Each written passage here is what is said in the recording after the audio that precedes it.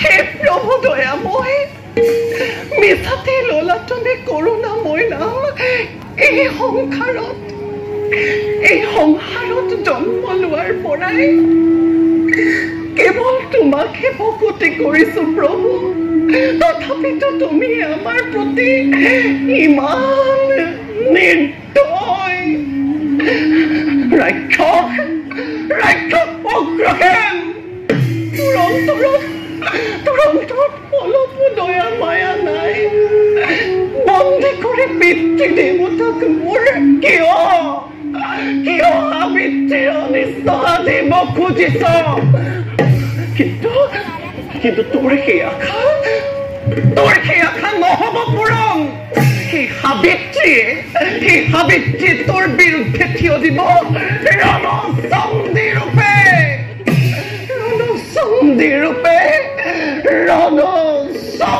ৰূপে।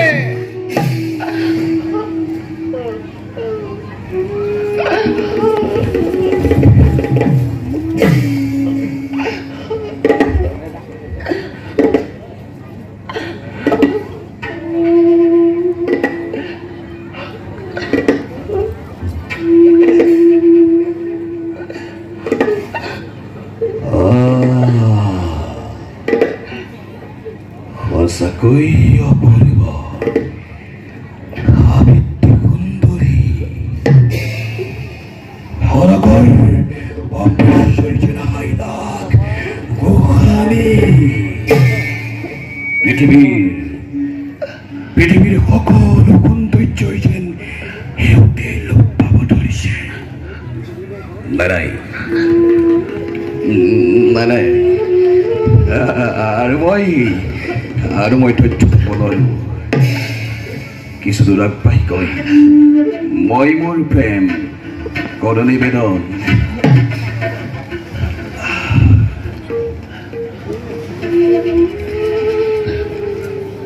সাবিত্ৰী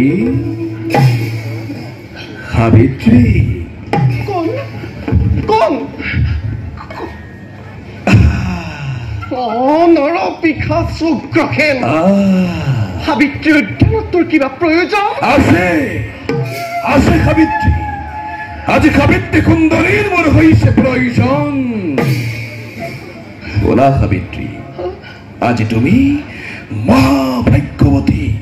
তোমাক অৱন্তীৰ ৰাজৰাণী পাতিবৰ হেতু অৱন্তী ৰাজ উগ্ৰসেন আজি নিজেই উপস্থিত।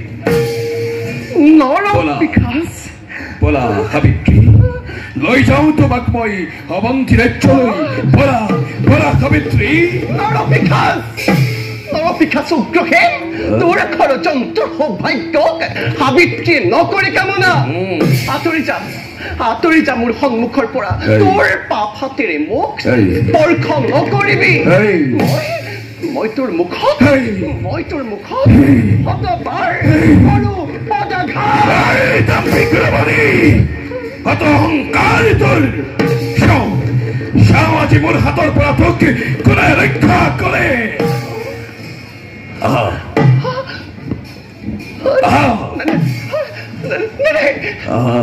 আঁতৰি যা, কোন আছা?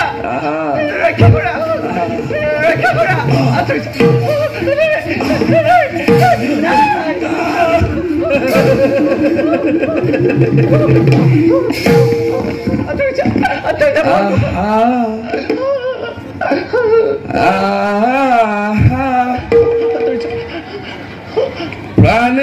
প্রাণেশ্বরী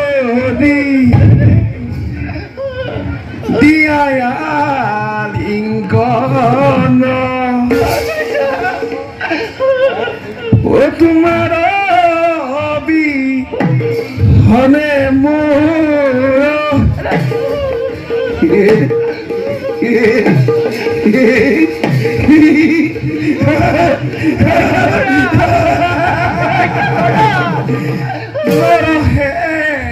জীবন রে তোমার হনে মোর রে জীবন সাবিত্রী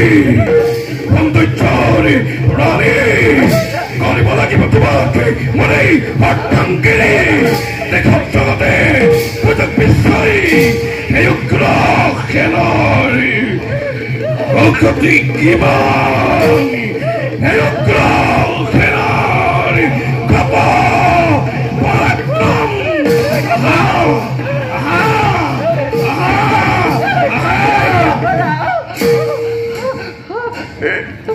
ৰক্ষা কৰা অন্তয় সম্বৰ্বৰ এই অবলা নাৰীৰ ওপৰত ইহঁতই কৰিছে অত্যাচাৰ অন্তয় নিৰাশ বামৰ ওৰে কাৰ্যত তই ঘটাইছ কিয় তই নিজৰ মৃত্যুক কৰিছ আহ্বান নাজানো নেকি এই উগ্ৰ খেল আজি সবৰ শত্ৰী পুনৰবাৰ তোক বাহিৰত পৰে আঁতৰি যা অত বিলম্বই কথা পাবি খেলি অৱন্তীৰ ৰাজপুত্ৰ মই নাম মোৰ সত্যবান তোৰ অত্যাচাৰত পিতৃ মোৰ দুৰ্মত খেৰে দুয়ো চক্ষু হেৰুৱাই সেই বনে বনে কৰিছে ভ্ৰমণ আৰু তাৰেই আজি উপযুক্ত প্ৰতিশোধ ল'বৰ বাবে কালন্তক জমৰূপে তোৰ সন্মুখত হৈছো উপস্থিত সাৱধান হতই যুদ্ধৰ কাৰণে তই তেন্তে সেই অন্ধ দুৰ্মত খেলৰ পুত্ৰ সত্যবান তই তেন্তে সেই অন্ধ দুৰ্মত খেলৰ পুত্ৰ সত্যবান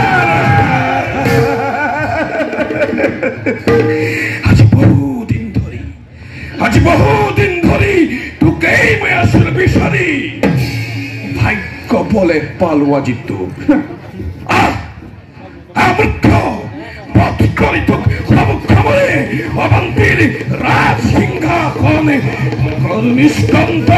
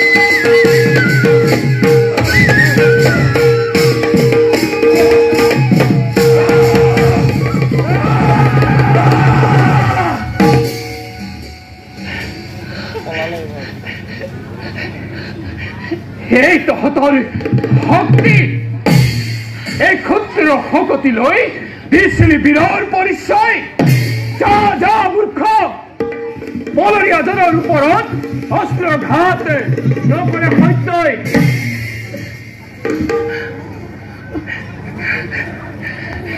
যোৱা যুৱতী তুমি এতিয়া বিপদ মুক্ত যোৱা তুমি নিষ্কিহলৈ হে যুৱক কোন আপুনি দেৱতা মানৱ কিংবা গন্ধৰ্ব কিন্নৰ দিয়ক দিয়ক মোক আপোনাৰ সত্য পৰিচয় আৰু মোৰ পৰিচয় শুনক মই মধ্য ৰাজকন্যা নাম মোৰ সাবিত্ৰী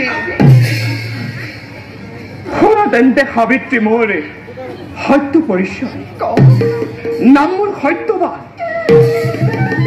পিতৃ মোৰ দৈম্যত সেনে অৱন্তীৰ ৰাজন নিষ্ঠুৰ উক্ৰুষেনৰ অত্যাচাৰ হেৰুৱাই দুই চক্ষু হেৰুৱাই অৱন্তীৰ ৰাজ সিংহাসন সেই বনে বনে কৰিছে ভ্ৰমণ আৰু ময়ো আজি বনবাসী পিতৃ মাতৃৰ লগতে আপুনি মোৰ প্ৰাণৰ দেৱতা এই মাতৃ অকপতে গ্ৰহণ কৰি আপুনি মোক বাধ্যৰূপে গ্ৰহণ কৰক নাই নাই সাবিত্ৰী মই তোমাক গ্ৰহণ কৰিব নোৱাৰিম বনবাসী মই তোমাক কি দৰে কৰিম পাদত যোৱা সাবিত্ৰী সেই আশা তুমি নানিব মনতে কি ক'লে আপুনি মোক নকৰে গ্ৰহণ আজি অতদিন অন্তৰত অকৃত্ৰিম প্ৰেম ৰাখি কেৱল বুজি আছো দিনে নিশাই আপোনাক মই তেন্তে কি দেৱৰেখে কোৱা কথা অথলে যাব মোৰ আশা কি নহ'ব পূৰণ নাই অতীতৰ মোৰ ৰক্ষা কৰি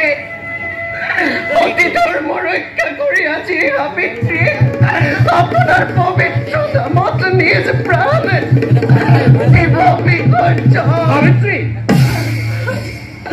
সাবিত্ৰী তোমাৰ বাক্যক সৰুগত কৰি তোমাক মই কৰিম গ্ৰহণ মাথো তুমি এতিয়া যোৱা আৰু মই যাওঁ সেই দুৰাত্মা উগ্ৰসেনক বিচাৰি যাওক তেন্তে প্ৰাণনাথ ৰাক্ষস উগ্ৰসেনক বন্দী কৰি মুক্ত কৰক পিতৃ দেৱতাক মোৰ যোৱাৰ আগতে বৰমাল্য গ্ৰহণ কৰি মোক পত্নী ৰূপে আপোনাৰ স্থলত দিয়ক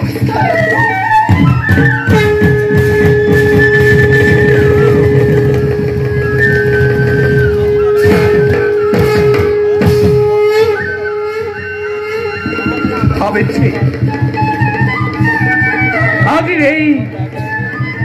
আজিৰ এই শুভ ক্ষণতে তোমাক মই পত্নী ৰূপে কৰিলো গ্ৰহণ সাবিত্ৰী তোমাৰ বাক্যই যেন সঁচা হয় এতিয়া মই নিজ কৰ্তব্যত অগ্ৰসৰ